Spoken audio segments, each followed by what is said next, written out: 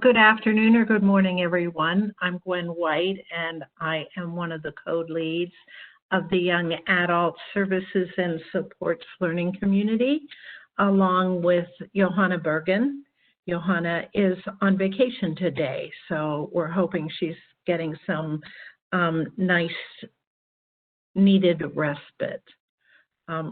We do want to start the call today by taking time to acknowledge how difficult this moment is for Black people and Black communities that are responding to police violence and other systemic injustices, which have a long history in this country.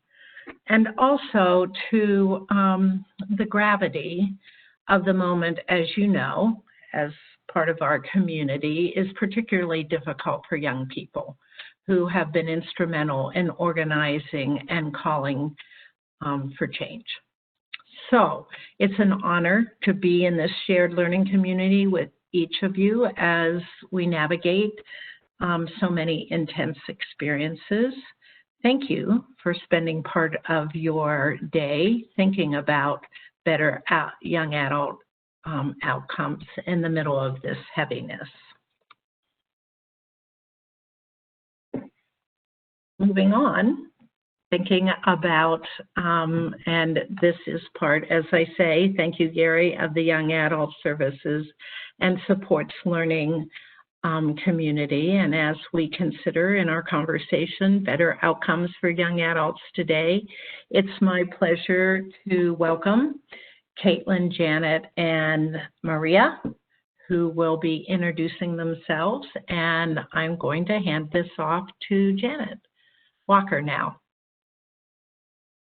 Well, thank you, Gwen. And hello, everyone. Welcome from our team. We're here at Portland State University in Portland, Oregon.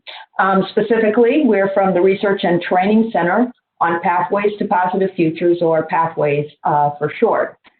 And as you can see on the slide that was just presented, Pathways is a partner in the National TA Network for Children's Behavioral Health, operated out of the University of Maryland.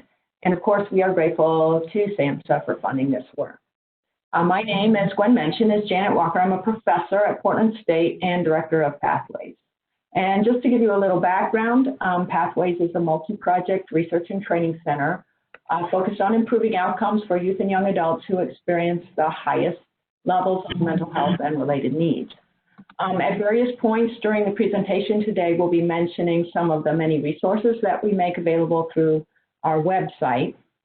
And I'll be putting links into the chat so that you can use those to access materials directly. In general, if you just put Pathways RTC, all as one word, into your search engine, you'll be able to get right to the website and browse around for whatever you want. As Gwen mentioned, feel free to put any questions into the Q&A box. I'll be monitoring those, and some I may answer just by typing out the answers, and otherwise we will have some time for discussion at the end. And with that, I'll ask my colleagues, Maria and Caitlin, to introduce themselves. Hi, everyone. This is Maria Hermson-Kritz, and I'm a research assistant at Pathways with Caitlin and Janet, working on various projects and training providers on youth-driven techniques like we're going to be talking about today. Before I came to Pathways, I worked as a youth peer support specialist and also supervising other youth peer support specialists, and also have my own lived experience in the young adult mental health system.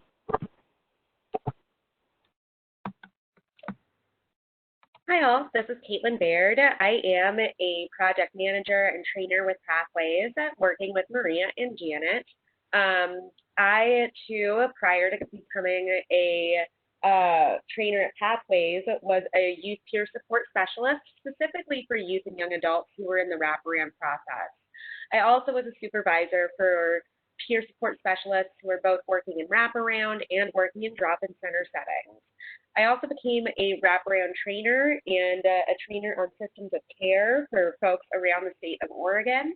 And of course, as a youth peer support specialist, have my own lived experience in mental health systems as well. I'm really excited that all of you have joined us today so that we can talk more about how to manage our urge to lead and not tell youth what to do, but rather listen to their ideas. Okay, next slide, please. So very briefly, you can see there's our agenda for today. Our main focus, as Caitlin mentioned, is how to maintain a youth-driven or young adult-driven practice, even when we have the urge to lead. And that, what we mean by that is to try to tell or convince or cajole or advise a young person about what to think or what to do. And we'll be discussing common situations in which the urge to lead comes up and how to handle them. And then, as I mentioned, we'll have some time for questions at the end. I actually saw one question already in the chat of how long we're going to go. We think we have 50 minutes to an hour or so of content, and then we'll take time for questions at the end. So I doubt we'll go the full hour and a half that's scheduled, but you know, we will have time to answer questions. Next, please. So just very briefly, I think we already kind of covered this. For today, the objectives are to be able to recognize ways that providers commonly insert their own perspectives, values, and agendas into conversations with young people, how to know or to think about what can result from this, and then to spend most of the time discussing how to stay youth or young adult driven, even when there are situations that are risky, or when you think a young person is doing something that's really just not a good idea, which is often where we see the urge to lead coming in most strongly. Next, please. We will be watching some video clips today. All of these are drawn from real conversations between providers and the youth that they work with. We do trainings through Pathways that are intended to enhance provider skills for working more effectively with youth and young adults. And as part of that, we do these 100% remotely. And we have providers upload videos of their practice with youth and young adults onto something we call a virtual coaching platform. The videos are reviewed by our trainers, and each trainee gets individualized feedback where they get to look over with our coaches, our trainers. They get to look at sections of their own videos, and then they discuss with our coaches what they're doing well and not so well. And we've actually done quite a bit of research on this approach, and it turns out that it works pretty darn well, and particularly given the current situation with social distancing and COVID. So I'll put some links for more information about that into the chat in case you're curious. But the point about all of this is that through this work, well, first of all, we get to look at a lot of videos of actual practice. So I think it's really, for me, I consider it really an invaluable way of getting a sense of what practice looks like out there across many people working in many different contexts. But we've gotten permission to use these videos for training purposes like today. And I just want to take a moment to thank the providers and young people who have given us permission, so making this possible. And I also just want to stress that in some cases you'll be seeing clips where things are kind of not so good, or what we call improvable practice. And I just would like you to remember that everyone's videos, everybody that we ever look at, has some good stuff and some not so good stuff. We're not criticizing individuals or their practice overall. We're just showing some examples of what could be done better. And I believe we were also, we previewed the clips, and I think they're pretty, it's pretty easy to hear what's going on, but we will put a link to a script for the clips into the chat box. So next slide, please. And then the following one, really. So we're talking about recognizing the urge to lead. So here we get to really the crux of our training approach. Many of the practice approaches that providers are supposed to be using to work with young adults and youth specify that they're supposed to work in a way that's youth-driven, or in other words, that the providers are working to draw out and prioritize the young person's perspective while still also accomplishing the goals of the intervention. We have sort of operationalized this as a core practice principle that we call Guide Without Leading, or GWOL. So as a provider, when you are using GWOL or working consistently with GWOL, You are confident in helping a young person move through the tasks or planning that is what your intervention is, but you're not supplying the ideas and the perspectives, and you're not trying to get them to think or feel something specific. So as I mentioned in our work, we spend a lot of time looking at providers' actual practice that's intended to be youth-driven. And we see that it can be very difficult to maintain an appropriate balance between too little guiding or too much leading. So we call GWOL a sort of a delicate balance between these two things. On the one hand, we see very, very frequently is that when actually providers are guiding too little, they aren't really moving the intervention along, or they're not using the active ingredients that we know supports positive outcomes and change. And this has actually been researched quite a bit. And this sort of formless conversation or chit-chat is actually associated very consistently with worse outcomes and worse client satisfaction than a focus on, again, kind of moving through, guiding through the intervention. It's important to know that clients generally, and young people particularly, they want to feel like they're getting somewhere in their work with providers. Next slide, please. So kind of on the other hand, we also see very frequently where there's too much leading going on. And that's where providers are trying, in some cases subtly, and in other cases really not so subtly, to change the young person's perspective. And as we noted, as we see on this slide, we often see this happening when a provider thinks that a young person has done or will do something they disagree with, like dropping out of school or running away, et cetera. We'll be talking about that in just a little bit. But going back to GWOL, again, I mentioned to avoid these sort of twin traps is actually quite difficult. And it's actually not that infrequent to see both too much leading and too little guiding, so both things kind of going on at the same time. So it's very possible to see providers engaging in a lot of unstructured chit-chat, so that's the too little guiding piece, but also with frequent insertions of advice and direction about what a young person would do, so that's too much leading. Okay, next please.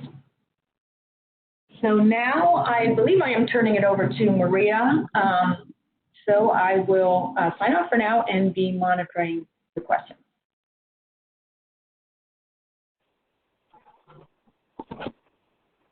Okay, actually I think Caitlin was going to lead this part, but would you mind playing the video, Gary? This is just going to be an example that we wanted to start off with to kind of frame our discussion of GWOL and recognizing when you're having the urge to jump in and lead in a conversation with a young person.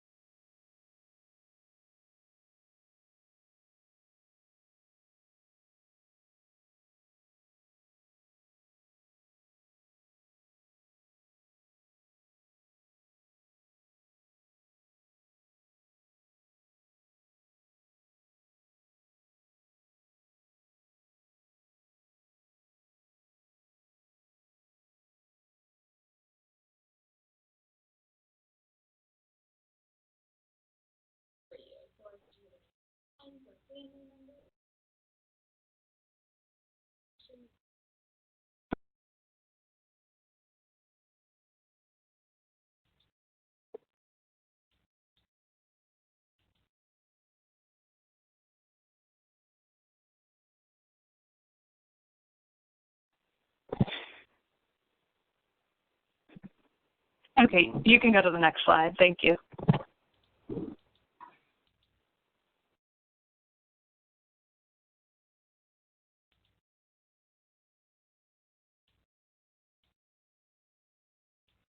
So what we just saw in that video was a little bit of an example of how common ways providers might take the lead. You'll see there that the provider is trying to prompt the youth to think about who she wanted to have attend her meeting, And when the youth seems a little stuck or confused, rather than using some conversational techniques like open-ended questions to prompt the youth to think about who might be supports in her life, she started to make suggestions. Now, this isn't out of any malintent, right? It's pretty natural for us to do that. And I think that we also see the provider doing some good reflecting on people that have been supports in her life. So some common ways that we see providers taking the lead, other than what we just watched, we have making suggestions. So doing things like planning next steps for the young person or identifying supports for the young person. So I think that this happens a lot, particularly when we're really eager to see young people move forward in their plans. And also, we probably have sort of a roadmap in our head of how we think that they should do that. It's really important when we start making these roadmaps for us to pause and think about how are we going to ask the youth what they want to do, because the roadmap in their head might look a little bit different. We also see a lot of suggestions happening when young people are doing strengths inventories or exploration. I think it's very common for us to point out things that we like about the young person or admire about the young person, rather than actively ask them, what are some things that they find are strengths within themselves? Next slide, please. We also see that providers often overemphasize or highlight one idea over another. So I know that I have been guilty of this before. If a young person is coming up with ideas of new activities or things that they want to do, it might be very common for us to get really excited about one idea rather than all of their ideas. So it's really important that when young people are generating ideas about plans for their future, that we're really emphasizing and highlighting all of their ideas and not choosing favorites or one over the other. We can also find ourselves sometimes giving restricted choice of options. So giving young people sort of an either or option. And we might feel like that's being youth driven because we're putting options on the table, but in reality, it's really closing out ideas that the young person might have. So an example might be, so either I can call your counselor and ask if they're available, or you can. And then lastly, we have leading questions. So this can be really common, and I think it's sort of the hardest to intercept, but these are often questions that are looking for a right answer, right? So a lot of the times this can be done in ways where we feel that we might be asking the young person in ways that are open-ended, but really we're embedding suggestions in questions that we might be asking the youth. Next slide, please. So here we're going to see a video, maybe of some examples of some leading questions. So I'd like you to sort of observe what is it that you think the provider is trying to get out of the young person.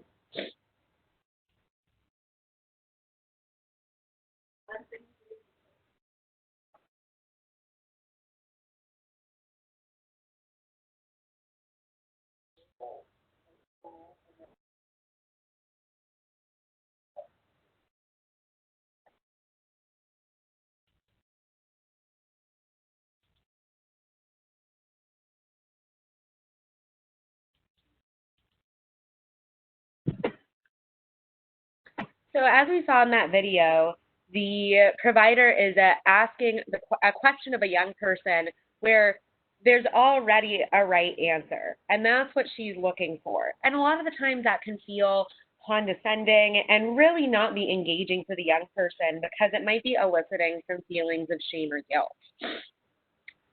So some of the consequences of leading too much is that young people might feel hurt or choose an idea or a plan in order to please the provider rather than something that they really want to do themselves. And this really pops up when we see that providers are emphasizing one idea over another for a young person. So a lot of times might result in the youth trying to people please rather than do something that they actually feel might work for them.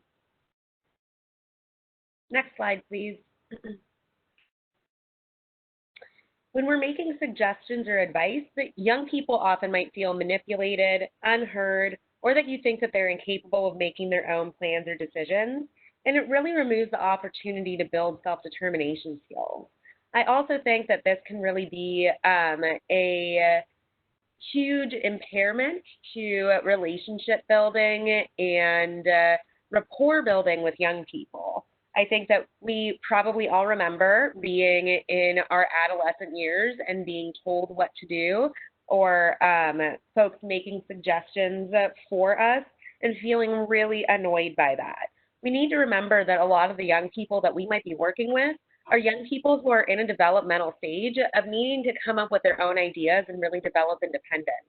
So it's important that we foster that by really intentionally asking young people, what is it that they value and what is it that they want to do or what do they see for their future, rather than offering suggestions for them or telling them what to do. Next slide, please. Also, sometimes we see leading questions meant to teach a lesson. So I think that we saw this example in the video clip that we played, right, where the provider asks the young person a question about whether or not they had taken their parents' car out and whether or not they had crashed it into a pole. Newsflash, the youth knows that they did that.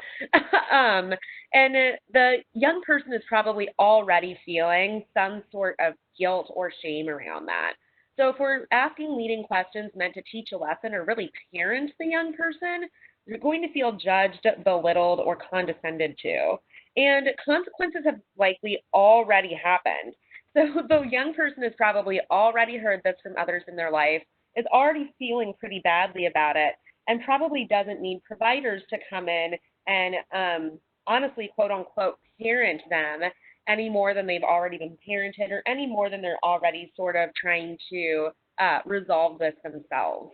Really what our role in that would be is to help them think about how can they move forward and maybe resolve this problem for the future. Next slide, please.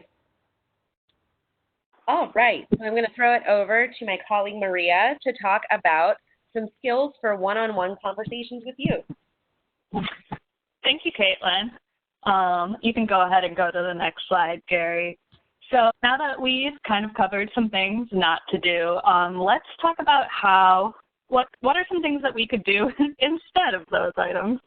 So the first thing is to really recognize what it feels like in yourself when you are wanting to jump in and lead the conversation and insert your own perspective when you're having these conversations with youth.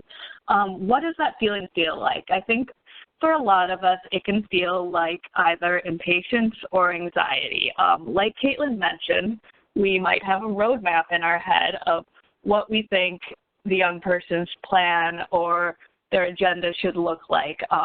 And this really comes with good intentions, right? We just want the best for the young person and we want things to work out for them. And we probably have a lot of our own ideas about what their next steps should be. So we might have anxiety that they're not going to come up with those on their own, or impatience that they're not getting to that fast enough. So if we can recognize those sensations in ourselves, you know, even really in our own body, we can interrupt that when it's happening. I think this is how we form all of our own best habits, right? Just noticing when it's happening and being able to step in and interrupt it.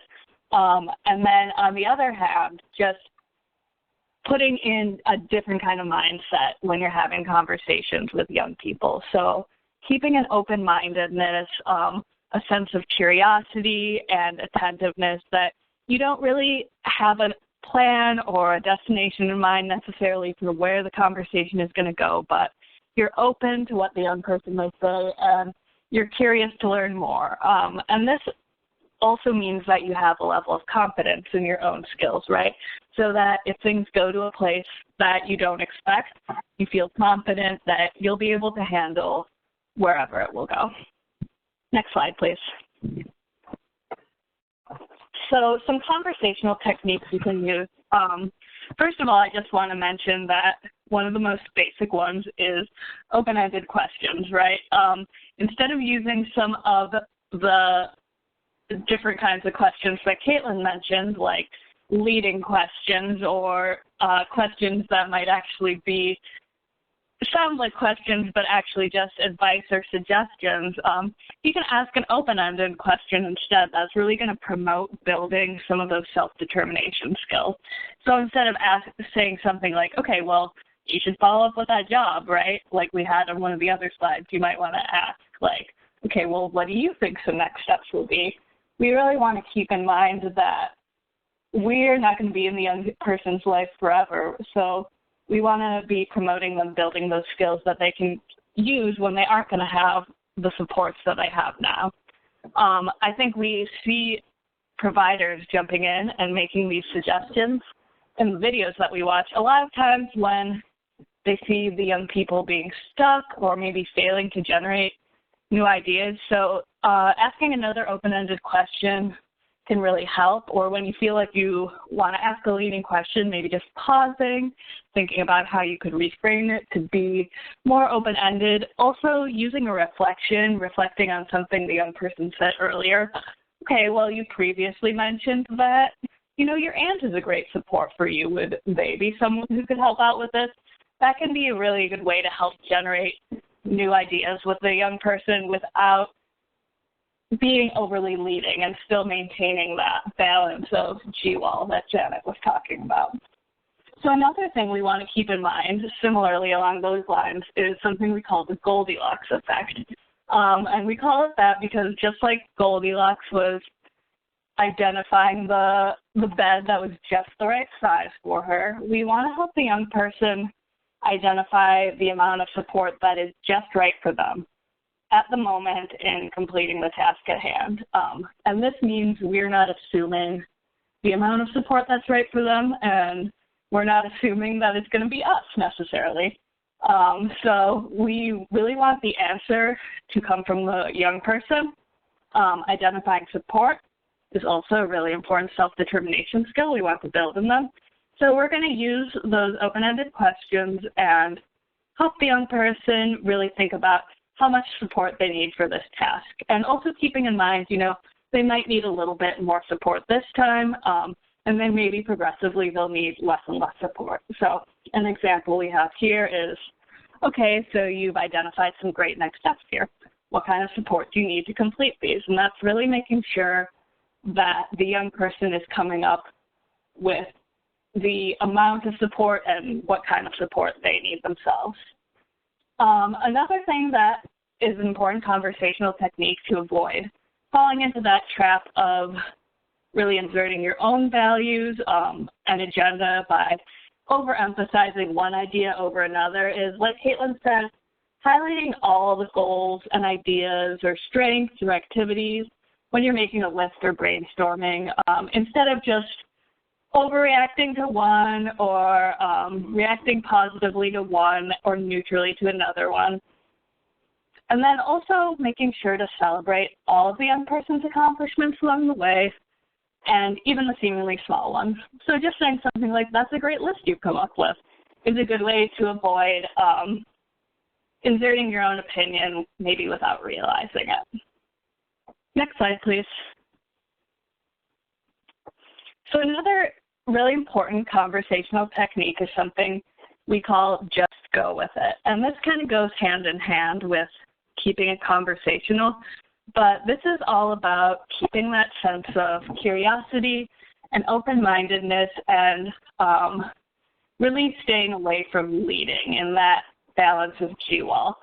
So something we see providers doing a lot in the videos that we watch is really moving really rigidly through, you know, some of the curriculum they might be doing or a specific activity. And it can kind of give the sense that they are maybe just checking off boxes, right, when they're having a conversation with a young person. And it can feel more like a chore and less like a conversation. So we really want to make sure that we are leaving space for the young person to, you know, move off track and say their own, you know, something that might seem like a digression, an example, a story. And when a young person is saying something that seems interesting or important or meaningful to them, we want to take the time to ask follow-up questions, explore that, dig deeper, because that's when we're really going to learn more about what motivates the young person, what their strengths are, what their passions are, and a lot of that rapport building is really going to happen there in that space. Next slide, please. Okay, so here is a video, and while we watch this, please think about how the provider is keeping it conversational and going with it with the young person.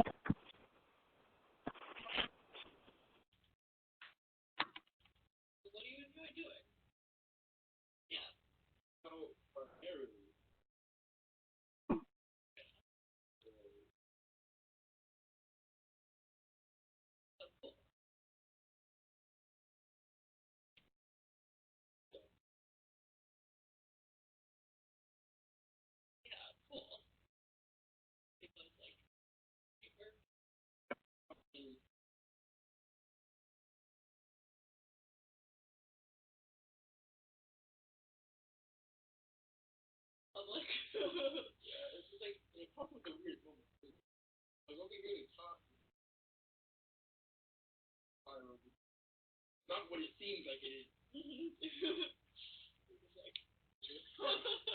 go. Oh, baby, chili. Yeah. This does not look like it's actually. I think it's time. Yeah. Fair enough. Okay, cool. Are those ones where like you read where it goes like.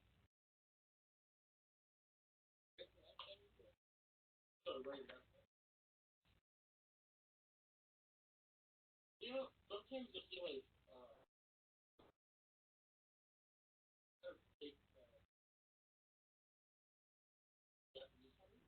but they're written from master. Yeah. So you're like, why is this dialogue? Because you're expecting to read. No, you're like reading it right to left. You're like, what? Then you realize that, oh, this is made here in America. That's why. Yeah. Cool. That's nice. I feel like that's a skill to learn to read with me. I mean, when you're reading in paper form, it's not. Oh, okay. So, this is like a backwards easier. When you're reading it, like the first time you're reading online, digital format, yeah, you can. Yeah, totally. Then you totally don't know if it's American. Yeah. Like Korean one. Yeah. So, you have to know what you're doing. Yeah. Ahead of time. You gotta pay really close attention now and make sure it's found. Yeah. Interesting. Okay, so what else do you?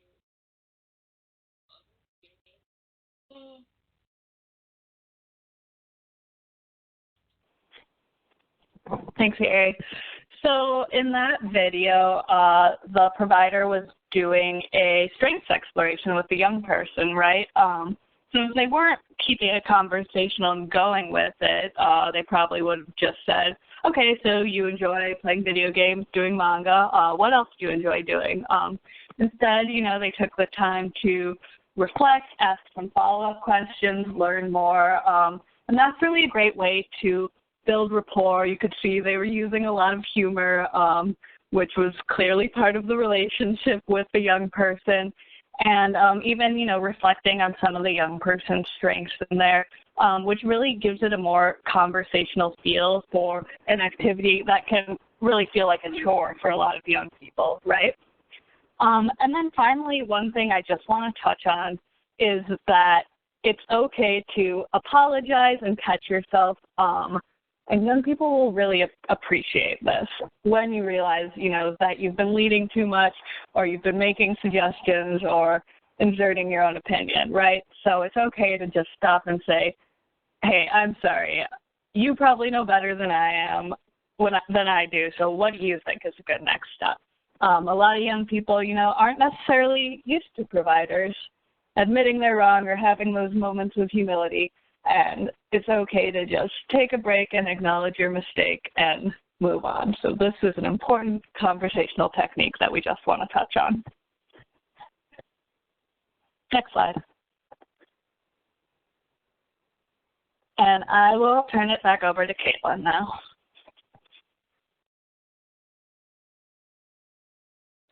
Thanks, Maria. Okay, so next we're going to talk about managing the urge to lead even when risk is involved. I know what everybody's thinking. What if the youth is going to do something risky or potentially illegal or something of that nature? When do we step in and open up a topic to tell them what to do? So here we go. Next slide, please, Gary. So in situations in which the young person is planning to do something that concerns you or with which you disagree, the urge to insert your perspective in conversation is going to be stronger, and it's going to be more challenging to resist this urge.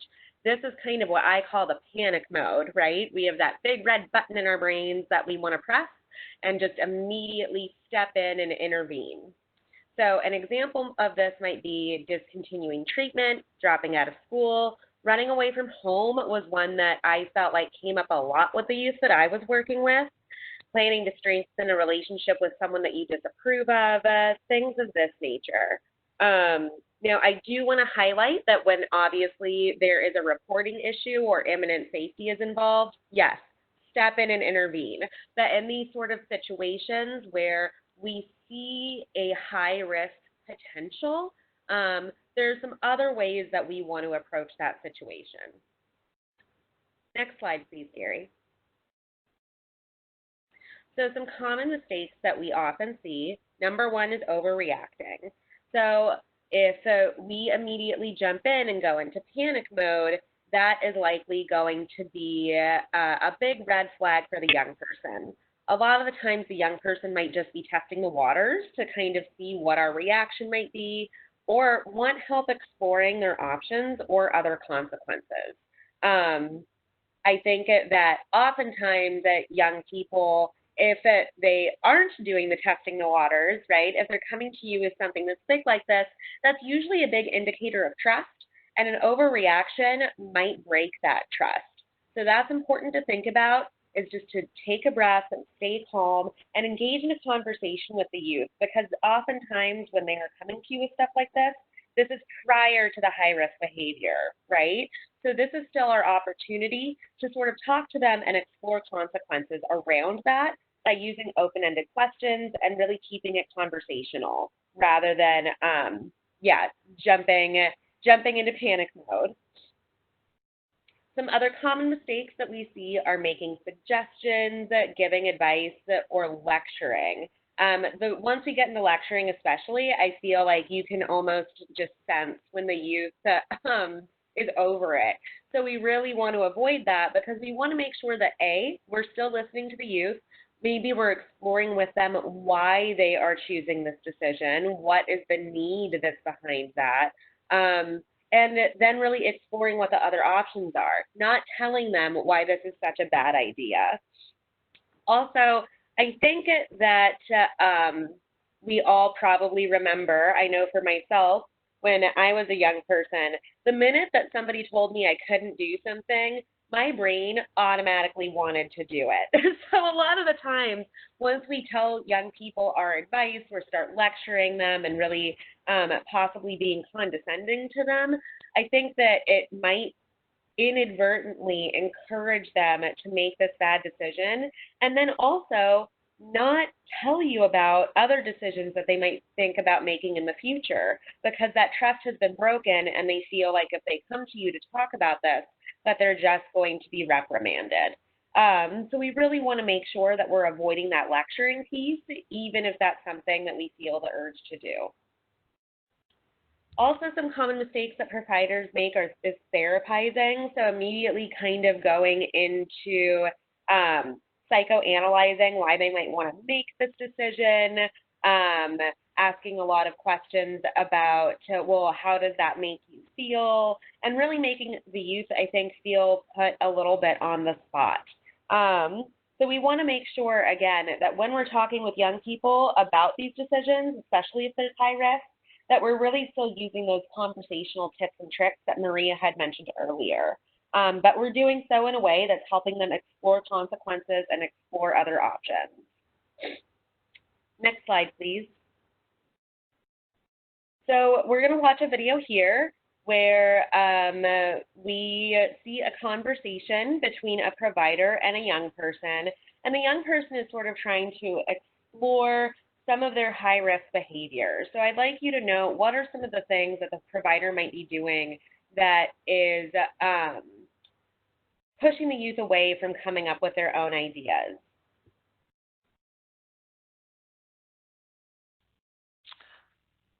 And one moment. Wow. Yeah, thank you, Gary. No problem.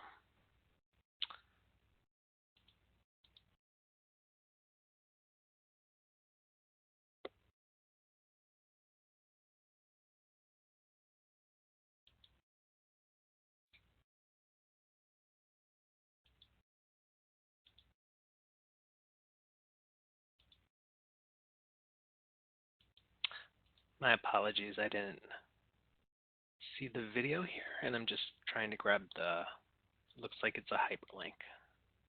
Give me 1 second.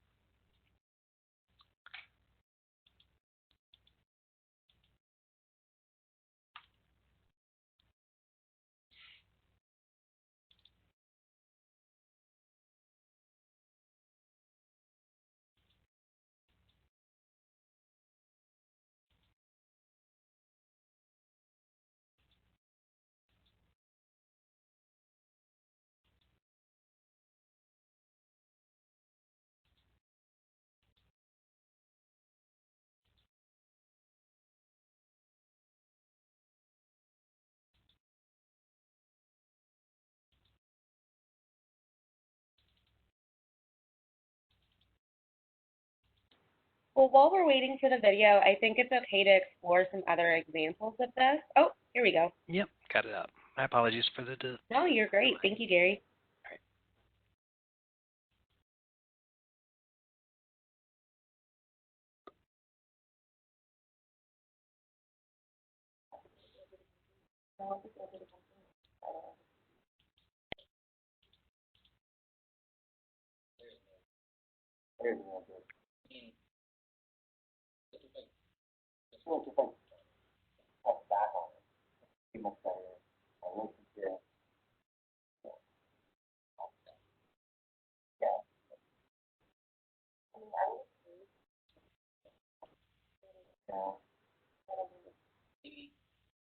Maybe just how much I've been drinking affects my relationship. But other than that, it's like no biggie. Yeah. Full week, I plan not to drink. That's my goal. This Saturday, I'm probably gonna drink. And I got it from school. Because my grandma, she asked me to school the sheet for her birthday.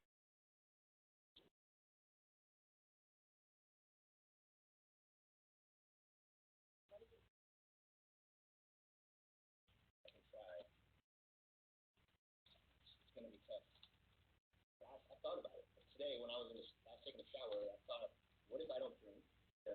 Maybe I'll have like maybe 1 or 2 beers later on after I'm done barbecuing.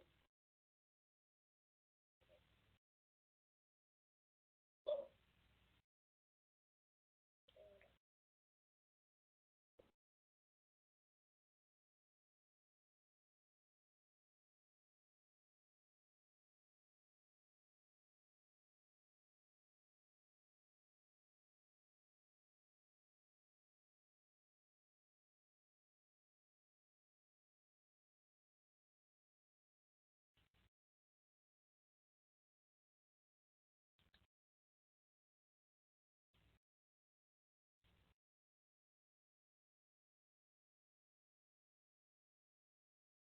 Awesome. Thank you, Gary. So you might notice in that video that the provider was doing something that I think we often experience, which was talking the talk but not walking the walk. So you'll notice that in the beginning they said that they wanted the ideas to come up from the young person, which is great, but then all of the ideas that were really being focused on and generated were coming from the provider instead. Also, the provider was sort of ignoring or glossing over some of the things that the young person was suggesting because they weren't exactly what the provider wanted from them. And we can see that the young person then adopts the provider's idea in order to really people please.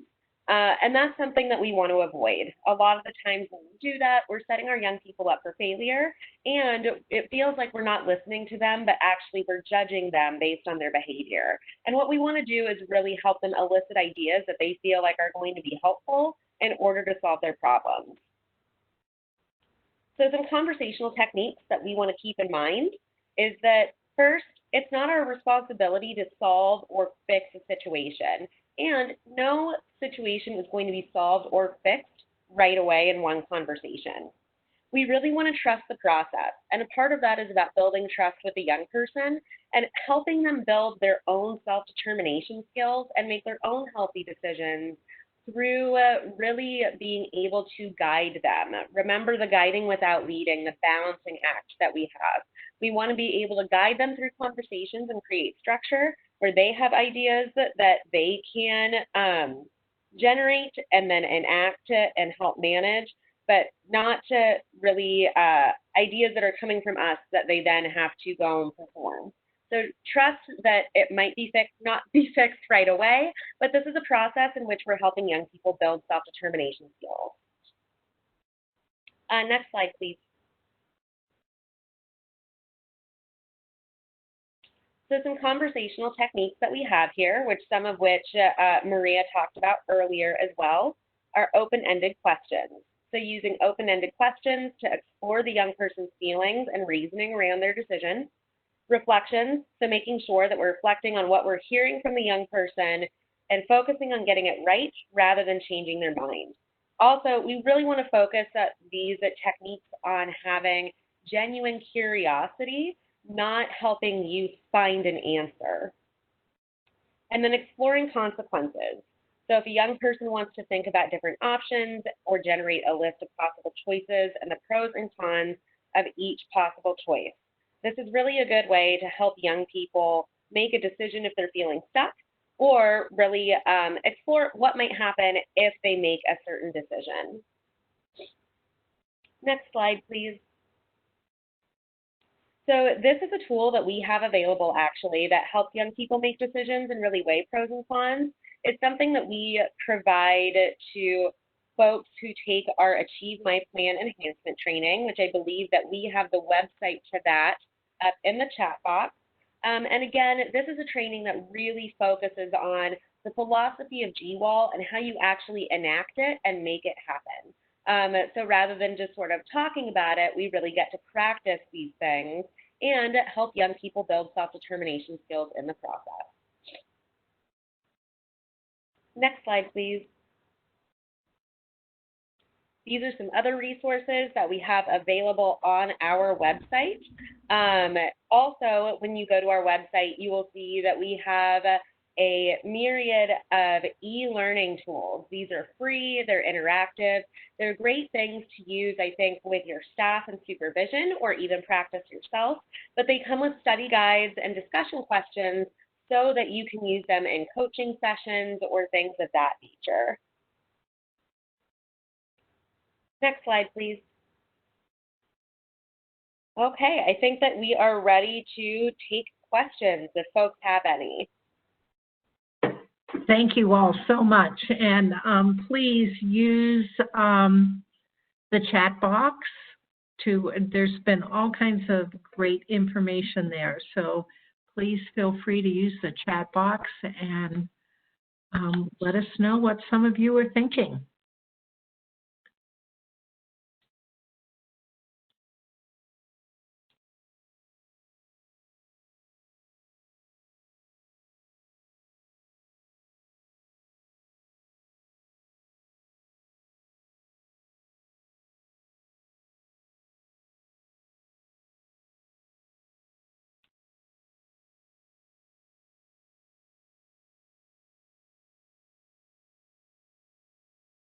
I have a comment and a question. One is, and I can't remember Caitlin or Meredith, which one of you were speaking, but I love the idea, this is my statement, of the use of curiosity questions. I used to have somebody who would say to me, be curious before accusatory.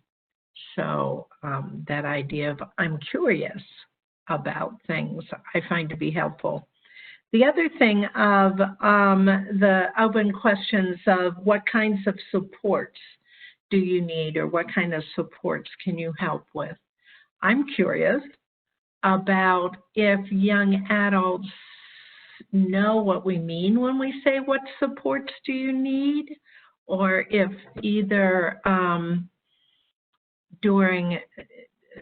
from our audience in the chat box or other places, how one would define supports. And then we do have a question in the chat box. But let's start with, what is a way of describing supports?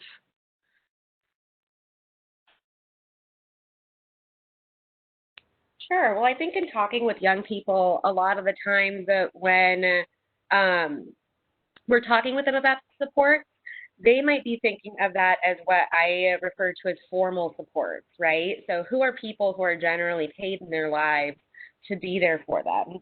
So I think that when we're asking them about that, it's really important that we're asking questions like, who are friends that you can rely on, or who are people that you consider family or family? Family being, you know, your chosen family. Really opening up that conversation to make sure that we're helping them identify what we typically call natural supports as well, because there will be a time when we're no longer around for the young person, right? I mean, that's sort of our role. We're working ourselves out of a job, and we want to make sure that they gain the self-determination skills and the wellness to be independent. So when we're talking to them about supports, really making sure that it's focused on those supports who are in their communities and who are going to be there permanently, rather than people who are, you know, frankly, paid to help them. Yeah. Thank you. And we do have a question of what are ways to engage young adults during COVID-19? Well, that's a really good one. We've been consulting a lot on this. Maria, do you want to take this one? Sure. Well, I guess that there's a different angles to approach this one from. I mean, there's like the initial engagement angle, which is, you know, hard, especially when you're first meeting with a young person during COVID and you are using telehealth or phone. I mean, I think there's been a lot of different resources going around for like creative engagement strategies where you can use like Netflix party or playing games online and stuff like that. And then I think, or using virtual drop-in centers. And then I think there's, you know, more concerns about engaging young people safely via telehealth, which we've recently been having a lot of discussions about, like young people who might not feel emotionally safe talking to their providers from their homes. Maybe they are living in a household that's not supportive of their identity, if they're LGBT, or we've talked to a lot of providers who the young person's parents weren't even aware they were in services, so they don't really feel comfortable talking to their provider via telehealth because they don't want their parents to find out they have a provider. So we actually recently put out a tip sheet through Pathways about this, which we can link to in the chat, but just talking about some different strategies to really help address some of these safety concerns. But I mean, we really want to be using, you know, the same engagement techniques and staying youth-driven and really helping the young person think about what works for them. Thank you. And we seem to have a trend on some of our questions in the chat box, and it is around working with teams.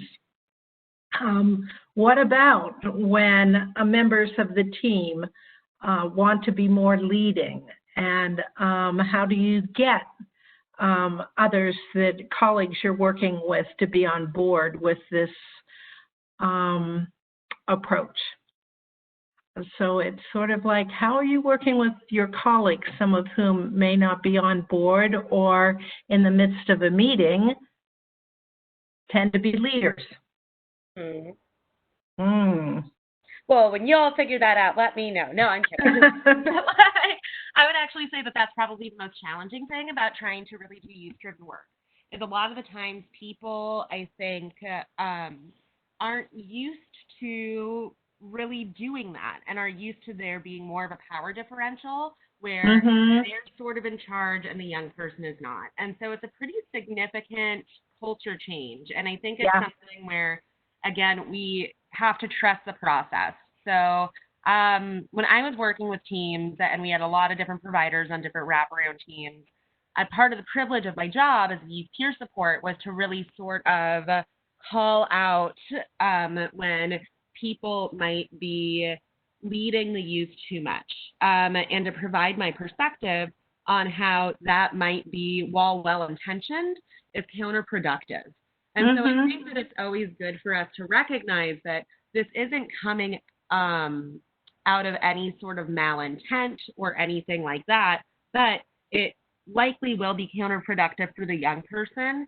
And if we're creating a plan that is of our mindset that doesn't work for them, then it's just not going to work for them, and we're going to be left spinning our wheels.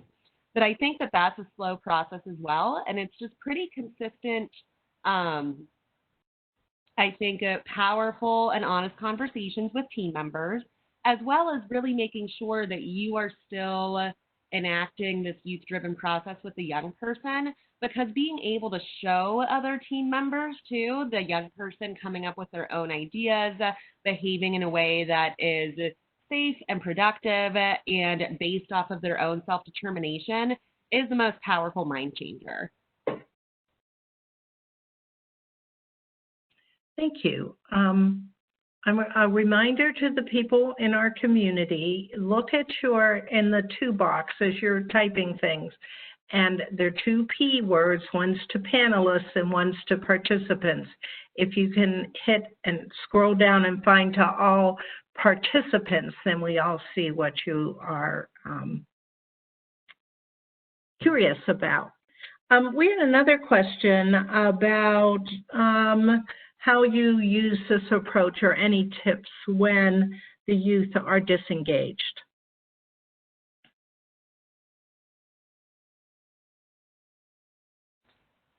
Yeah, I think that that's a great question. I think actually this approach is really helpful when youth are disengaged. A lot of the times that youth, that I feel like sort of disengaged from team processes, especially when they feel like things are not moving forward or working for them and they feel unheard. So I think that coming to a young person and acknowledging that it hasn't been working, and then B, switching to this more this approach that really puts them in more control over the process is super helpful for engagement. Do you have anything to add to that, Maria? Yeah, I think just taking the time to figure out what's the need and what is the reason behind disengagement, because there could be, a lot of reasons. I mean, especially, maybe the young person is system weary due to having had bad experiences in the system in the past. So we really want to, take the time to build that trust and normalize those feelings. Maybe the young person is disengaged because, maybe they really aren't engaged with their plan anymore. They really want to, be working on something else. So, taking the time to ask those open questions and really figure out what's going on. And maybe, they've chosen a plan that they think is something to please their parents or, their teachers or someone else. So finding, a more youth-driven plan for them that can, they can still be building those self-determination skills. So really just working to figure out what's the need behind this disengagement, and then just spending the time, because it can take a lot of time to build that trust and rapport. Yeah. And I've heard that too from some people in terms of the reaction of young adults during COVID-19, which leads to another comment or question we got from Meredith, which is, many of the young adults I serve are isolated due to COVID-19. I feel like I'm running out of icebreakers or games to play. You can tell we're 3-4 months into this. And therefore asserting my own agenda by engaging these youth in ACT activities when maybe they would prefer just social engagements. So are there people out there that have good resource lists for games, on the video, on phone?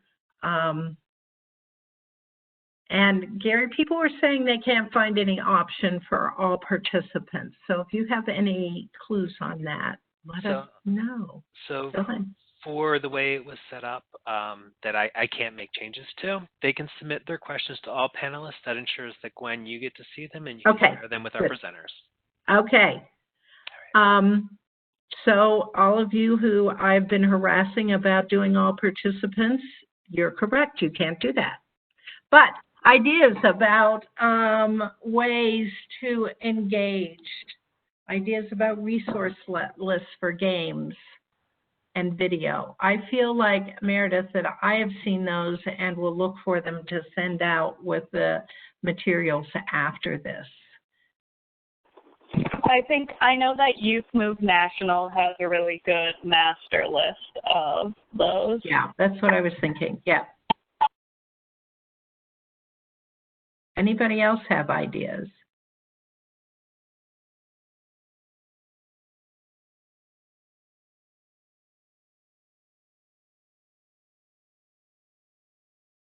Okay, Kahoot app or website. Thank you, Alicia, from Alicia. It's like a trivia site. And Meredith wants to know about the agency called Youth International. I'm typing it in right now, Meredith. It's Youth Move National. And very easy to find. If you Google Youth Move National, their website will come up.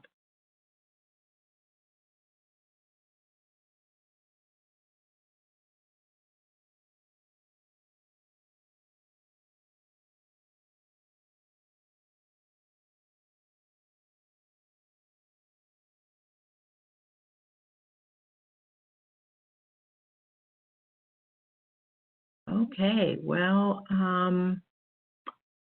I'll put Caitlin, Janet, and Maria on the spot. One last important thought for everyone. If you were in charge of the world, what would your thought be in creating better outcomes? Well, that's a big question, but I am looking at one of the questions that says it can be hard to, when there are other supports and team members, it's kind of getting back to the team question, but people who maybe aren't aware if they're not really operating youth-driven way or don't believe in it. And I think it's difficult. One of the hardest things, and certainly, is that people aren't really that aware about their own practice. Like, a lot of people swear by being youth-driven, but then commonly do a lot of the things that we're talking about. So, you know, that's kind of hard to, you know, just like young people, they don't want to be convinced of it. I feel like the encouraging some self-reflection, but also, you know, that's one of the reasons why I really like our training system so much, is because it gives people a chance to actually see themselves and how they're interacting with young people. So I feel like maybe even in the absence of something very elaborate, what about having your folks just take some video on their phone of themselves in their work and share it with their supervisor or watch it themselves. I think even that can be very instructive. Additionally, you know, if we're talking about people that you don't have sort of maybe that level of ability to kind of converse with or whatever, and our fallback is we do have a lot of research on our website that talks about the power of youth-driven practice. So if they maybe don't believe that it's really helpful.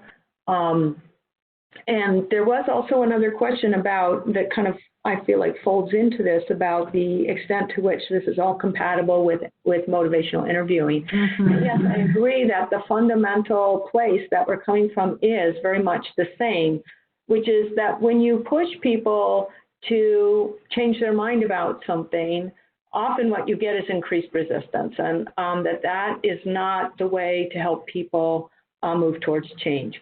So recognizing that not only when you're working with young people, but also when you're working with your colleagues is very helpful. So I think, other ways to do this with colleagues is to make it a group effort, to have discussion, et cetera, and to raise the idea more generally, not specifically, you don't know how to do this, but we all need to learn how to do this more. And I think that some of the mini tools, I put a link in there for our e-learning tools, really short little modules that show kind of interactive simulations or real videos of people kind of doing some of the more common things that we see. And I think letting people have the opportunity to have a conversation, a discussion, a staff meeting or whatever, you can just recommend them. You could send the links to other people, say, hey, this was a cool resource, whatever. I think there are a variety of ways to address it and to start having conversations about those topics. And Cynthia has pointed out to us that a lot of this has the theme in it of not, there's no one size fits all. And we certainly have all had that value of individualized care. We had a request if there is a self-assessment tool available for workers to assess or get a sense of where they are in leading versus guiding young people.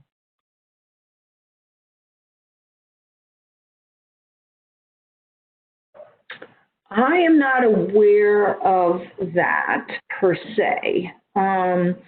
We do have on our website some assessments that could be used, I suppose, as self-assessment. Why not? There's one, the transition providers competency scale. I forget. I can if you want to email me, I'll put my email into the chat and I can send you a link to that.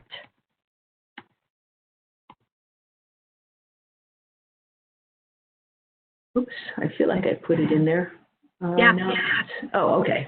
It's there. Okay. Thank you very much.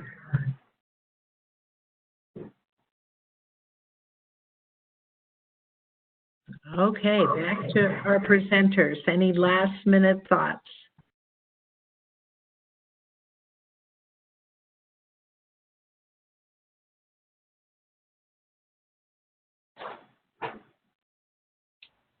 I just want to say that we have so many people who are interested and it seems like really agree with and are passionate about managing their urge to lead and really enacting these through in practice. So thank you all.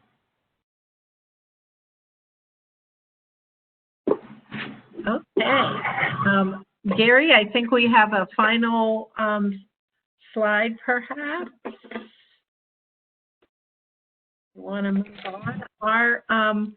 Again, thank you so much for being a part of our June webinar, and we will send out things to you, the link to the recording, and there is a link here to find out more about the learning communities.